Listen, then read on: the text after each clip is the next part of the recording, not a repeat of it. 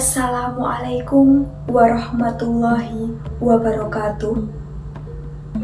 Katentreman, kawilujengan, kabagyan, mugia tansah kajiwa kasarira dumateng kula panjenengan sedaya waratin sagung dumadi. Nuwun dumateng para pepundhen, para sesepuh saha para pinisepuh ingkang winantu ing pakurmatan, para tamu kakung sumawana putri ingkang bagya mulya. Linambaran kanthi muji syukur wonten ngarsanipun Gusti Allah ingkang Maha Kawasa, ingkang sampun paring mapinten-pinten rahmat kaliyan hidayahipun.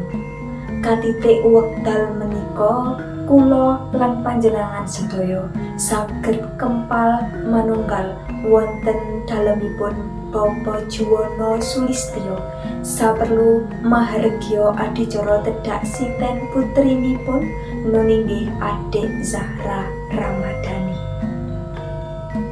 Ngaturaken wilujeng rawuh ugi ngaturaken agunging panuwun awit rawuhipun panjenengan sedaya.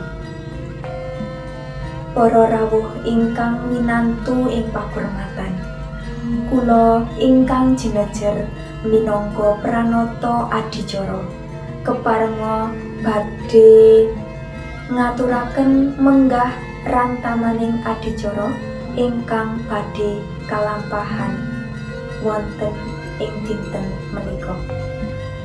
Adicara ingkang sepisan inggih menika pambuka. Adicara ingkang kaping kalih inggih menika atur pambagya harja. Adicara ingkang kaping 3 inggih menika wosing adicara.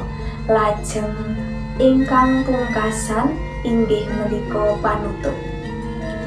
Mekaten menggah rantamaning adicara ingkang badhe kalampahan wonten ing kalenggahan menika. Mugi-mugi adicara ingkang sampun karantam saged lumampah kanthi rancak winantu barokahipun Gusti. Amin, amin, amin. Ngangeti wekdal ingkang sampun titi wancinipun langkung prayogi menawi adicara menika enggal dipunwiwiti. Sumangga adicara menika dipunwiwiti kanthi basmalah sesarengan. Bismillahirrahmanirrahim. Matur nuwun, mugia kanthi wawasan basmalah kala wau adicara saged lumampah kanthi sae nir ing sambikala. Para rawuh ingkang winulya, menggah adicara ingkang kaping kalih inggih menika minangka raos bombong lan mongko ing manah Bapak Juwono Sulistyo. Ing madyaning pawiwahan menika badhe paring atur pambagya harja ingkang dipun salirani dening panjenenganipun Bapak Yuwono Atmojo. Wondene sasana dalah swasana kula sumanggaaken. Matur nuwun kaaturaken dumateng panjenenganipun Bapak Yuwono Atmojo ingkang sampun paring atur pambagya harja. Para rawuh ingkang minulya, tumapak ing adicara saklajengipun inggih menika wosing adicara ingkang sepisan nun inggih sungkeman panjenenganipun Bapak Juwono Sulistyo kaliyan Ibu Sutrimah Mawarni sowan sungkem dhateng tiyang sepuh kekalih nyuwun donga pangestu amrih mugi ingkang momong dhateng putri manggya bagya mulya. Adicara salajengipun inggih menika Anapak Siti. Bapak Ibu kekalih meratitisaken lampahipun ingkang putri Anapak Siti ingkang sampun kacawisaken.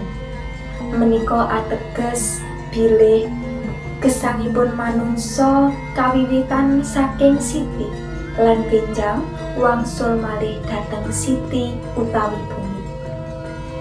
Kanthi pangajap benjang menawi sampun ngancik ing bebrayan agung, sageda ingkang putri angreksa lestari ing bumi. Salajengipun inggih menika wijikan ing sekar setaman. Murih anggenipun nglampahi gesang tansah cinaket ing rih kautaman. Nuli kalajengaken anapak jadah mawarni-warni gunggung pitu. Napak jadah putih, napak jadah kuning, napak jadah abang, napak jadah coklat, napak jadah biru, napak jadah ijo, napak jadah ungu. Menika minangka pralampita rumaketing sipat-sipat luhur. Mugia Adik Zahra Ramadhani tansah kasinungan pitulunganipun Gusti. Adicara kalajengaken minggah lan napaki anda tebu. Menika ateges mugia ingkang putri saged nggadhahi anteping kalbu nalika nglampahi paksangan. Salajengipun lare dipun tuntun lan dipun lenggahaken wonten ing salebeting sengker. Wontene ing salebeting sengker utawi kurungan menika sampun cumawis maneka warni samubarang menapa dene dolanan, piranti nyerat, arta lan sapiturutipun. Samubarang ingkang dipun pilih lan dipun remeni dening Adik Zahra Ramadhani dados pralambang gegayuhan miwah cita-cita luhur ing tembe. Mugia saged ngugemi murih kautaman, sampun ngantos nerak wewaleripun unggah-ungguh ugi subasita. Adicara salajengipun inggih menika ingkang putri siniram toya gege dening ibu. Toya gege ingkang winadahan pangar mujudaken pangajabipun bapak ibu ingkang gulawentah. Sampun paripurna siniram toya gege ingkang putri dipun agemi busana.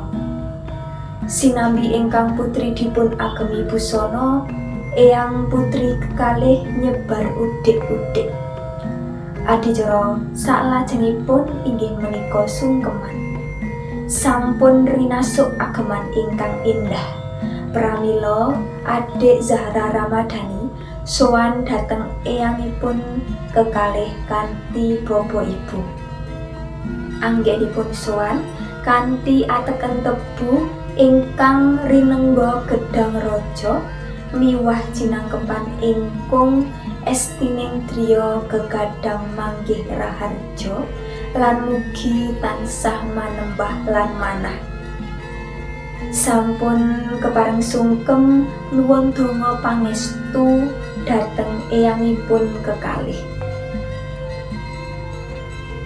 Upacara tedhak siten kapungkasi kanthi andum dolanan tigan. Tigan menika pralambang saking tigang perkawis. Inggih menika lair jodoh lan seta. Sagung para tamu ingkang winantu ing pakurmatan, lampahing adicara menika sampun paripurna. Anggenipun kula nderekaken lampahing adicara menika saking purwa madya dumugi wasana. Bilih wonten lepating atur saha kiranging subasita, kula nyuwun agungi pangaksana. Sumangga adicara menika dipun pungkasi kanthi hamdalah sesarengan. Alhamdulillahirabbil alamin. Nuwun matur nuwun Wassalamualaikum warahmatullahi wabarakatuh.